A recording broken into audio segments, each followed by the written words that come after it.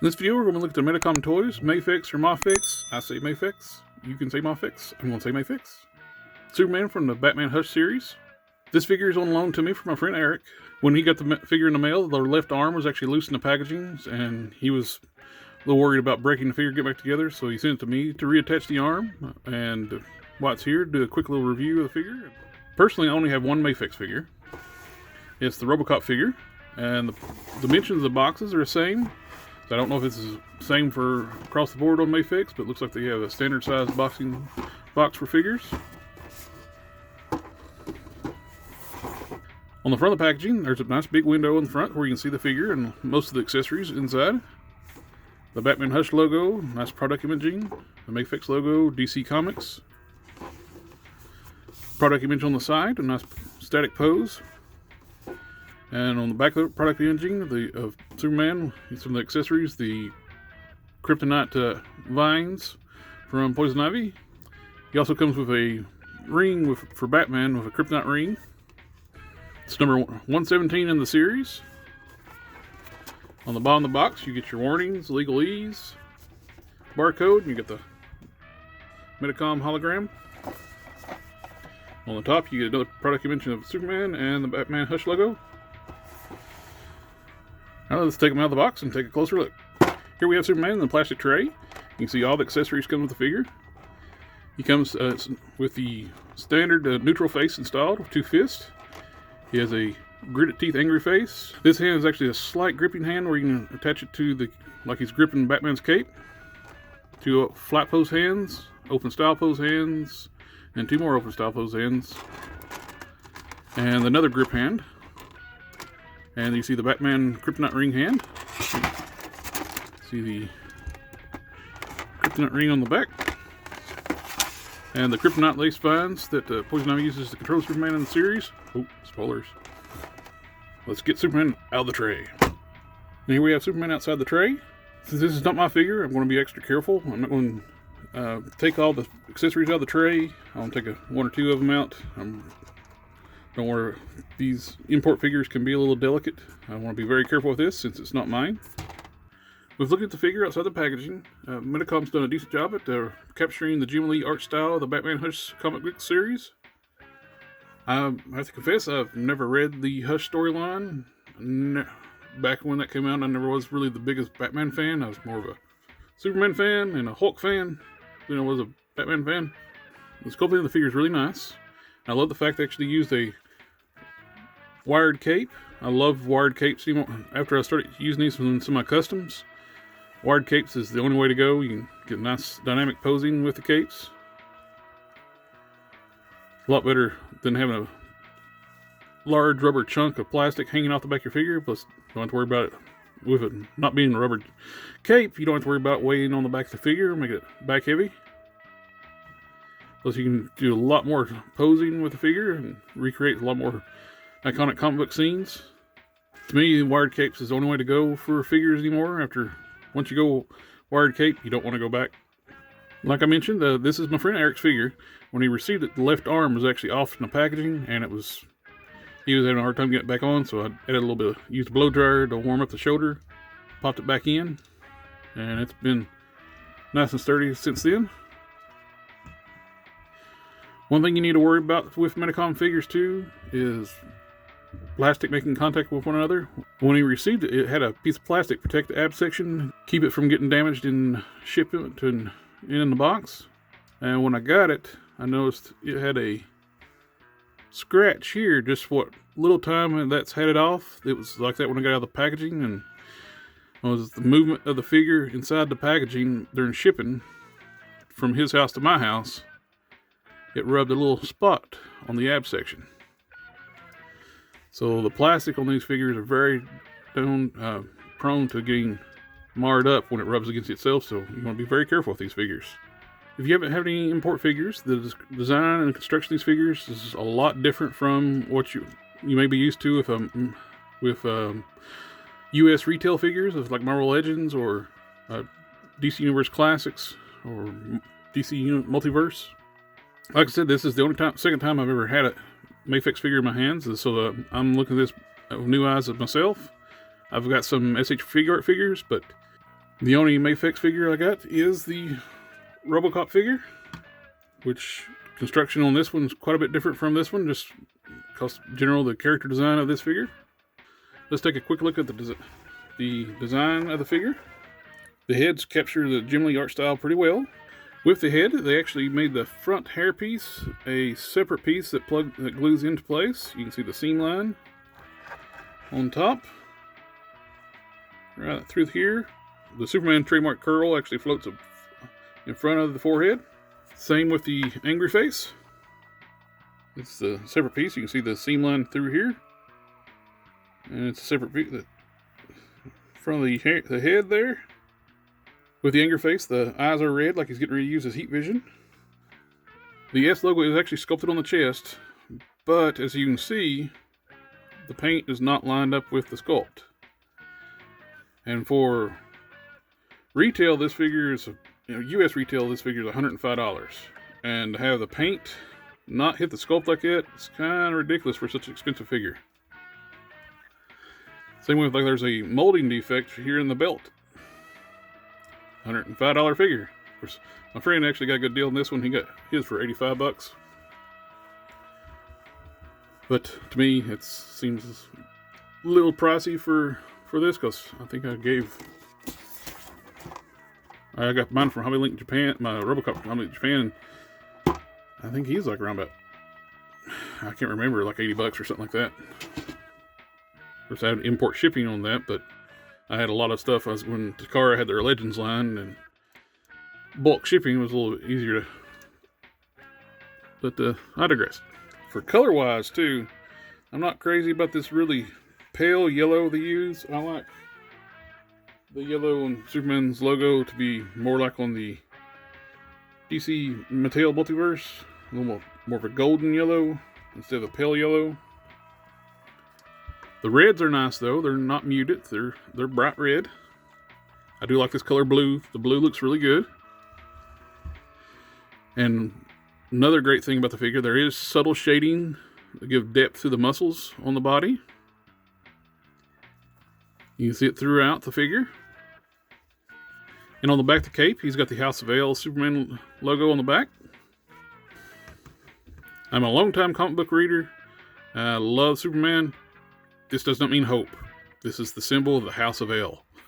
Now let's pop the other head on and just see what it looked like. And that's another thing with Medicom figures. The ball joints are bad to get stuck inside the head. There we go. I got it out. Make sure to put it in the right way.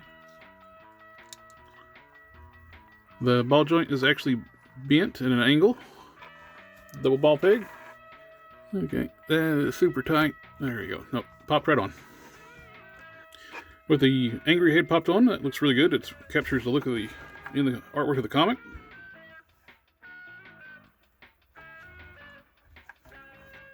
I'm curious to see what this would look like with a Christopher Reeve style head on it.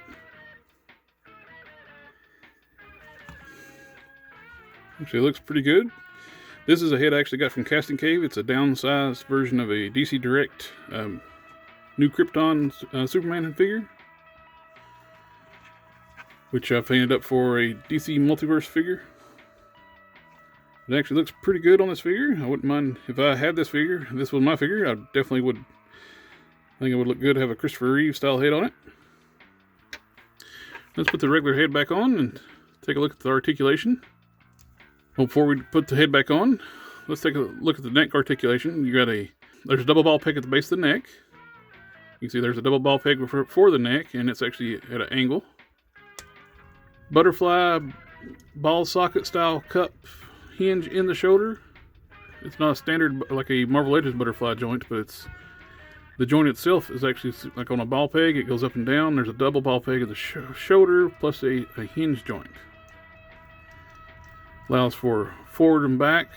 You can bring the forward quite a bit and back. Arms go out to here. There's a bicep swivel. The way it's constructed, this joint, the bicep is actually a separate independent piece. This covers up over the joint. There's a ball joint from this joint up to the shoulder. The elbow is double jointed. Get you all the way up to here. There's small, like Robotech style joints. The MAFEX joint here. It's depends on the angle. You can have vertical, horizontal, you can move all around. The hands are easily changeable. They're just on the center peg. So you can have vertical, twisted, and you take that off, you can move. Then you can have horizontal hinges. Allows for a great range of motion for the hands. The torso, there's a diaphragm joint. You want to be very careful, like I said, that you could easily cause collision and scratch the plastic, but you can get, there's a nice rock side to side. You can get some back, a little bit forward. There's also a ball joint at the bottom of the torso, at the waist. And moving together, you can have it crunch forward this far and back this far. And you twist at both the upper and lower joints so you can get some nice realistic looking posing there. The trunks is a rubber overlay, a lot like the way McFarlane does his figures, that hides the actual waist joint. There's ball joints in there, and there's upper thigh rotation that's hidden. You can't really tell there actually is upper thigh rotation, but it is there. Doesn't allow for a lot of range of rotation, but enough where you can get some nice posing. Double joint knees. Kicks all the way up to here. The ankles are same as the wrists. They're and same way like McFarlane does his ankles. There's an independent joint. You can rotate it, move it up and forward, rotate side to side. Depending on the angle, how you got the joints look, you can have pivots. There's a toe hinge. Oh, some people are thinking about getting this and displaying their Marvel Legends collection or their DC Universe Classics or other 1/12 collections. With this being a Medicom figure that runs more closer to a true 1/12 scale, so he's going to be a little bit too small to display with Marvel Legends. But let's do some size comparisons with some DC Universe Classics figures and some Marvel Legends to get an idea how big he would scale with other figures in different lines. Here he is next to a DC Multiverse Rebirth Superman and a DC Universe Classic Superman. Here he is next to some Marvel Legends figures, a Gamerverse Spider-Man and a Bucky Cap. Here he is next to the 80th Anniversary Iron Man and Captain America. Here he is next to the 80th Anniversary Hulk and Luke Cage. Here he is next to the Medicom Robocop and the G.I. Joe Classified Snake Eyes. Here he is next to SH Figuarts Goku and Naruto. And just for the heck of it, here he is next to my custom Ultraverse Prime figure. Overall, I think it's a great looking figure. Nice articulation, sculpt-wise. I just think it's just way overpriced for the size figure you're getting.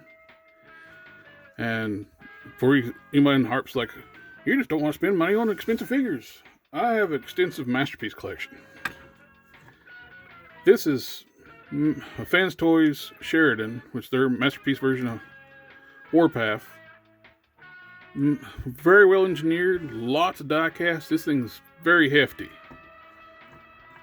$100. Comes with several accessories. $105. Don't really see why Medicom is charging so much for these figures. It's just kind of a little ridiculous on price. But it is undeniably a great looking figure. Just, I would have liked to see it being a little bit bigger to scale with Marvel Legends a little better. Or I know it's not a Marvel Legends line, but that would have been the only reason I would buy this figure. It's just a display of my other 1/12 figures. And right now it's too big for SH Figuarts. Although I don't know if their scale seems a little, proportions seems a little weird. Like the Robocop, it's more humanly proportioned. This one's proportioned more comic heroic style, but the head size difference, the body shape proportions. It is a good looking figure. Still though, it's very comic booky. But with the price you're paying, they're not even matching the sculpt where to put the paint. You have molding defects, like here on the waist and the belt area. And the easily scuffed paint, as soon as you take the, like I said, All he did was mail the figure. He took this out and mailed the figure to me, and it came with a scuff right here in the ab section. Now, I might be making some people mad, but to me, I just don't see the value in paying $100 for this. $105 plus, depending on where you buy it at. But overall, it's still a great looking figure. Just for the money you're getting, they shouldn't have any issues whatsoever. Said he got it in the mail with this arm loose in the packaging. When you're paying that much, the company should be doing a lot better with their engineering for their figures. But thank you for taking the time to watch the review. And up, and away!